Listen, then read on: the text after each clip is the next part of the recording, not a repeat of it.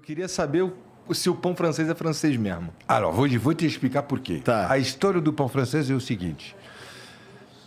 Os ricos brasileiros, no início do século passado, final de 1800, 1900, um pouco antes já mesmo da industrialização do Getúlio Vargas, os ricos na baba brasileira eram virados para a Europa, e especialmente a França, e em particular Paris.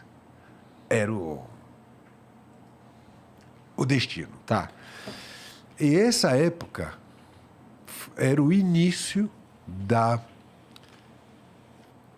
popularização na França do pão feito à base de farinha branca. Até então, o pão feito à base de farinha branca na França era só para os nobres, reis e burguesaço. Farinha branca era um ingrediente escasso. E reservada à elite. Tá. O povo comia há séculos o pão que a gente chama na França de pão preto, que hoje é o pão fino. Aham, o pão é verdade, integral. é verdade. Entendeu? Aí os nababas chegavam lá. Qual era a representação mais famosa, simbólica do pão branco, do pão de feita à base de farinha branca, que vem da França? A baguete.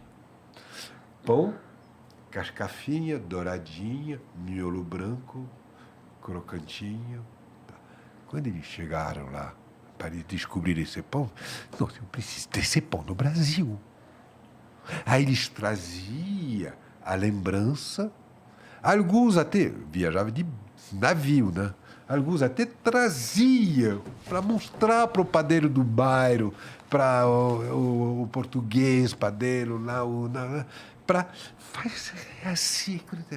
E aí, pela força das coisas, os padeiros começaram a tentar fazer esse pão descrito pelos esses milionários, essa elite. Entendi. E fizeram trabalhar, e criaram o pãozinho francês. Levou o nome de pão francês pela origem dessa lembrança.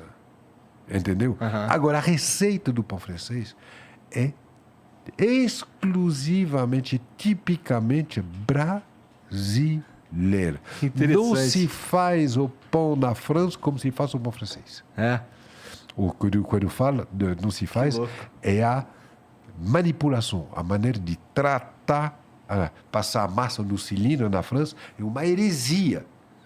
É uma heresia. Você está entendendo? Entendi. Interessante, não? É. É diferente. Por que isso é uma? Porque casca douradinha, miolo branco, farinha branca, tal. Pronto. Entendi. Pão francês. Por isso que é pão francês. Entendeu? Entendi.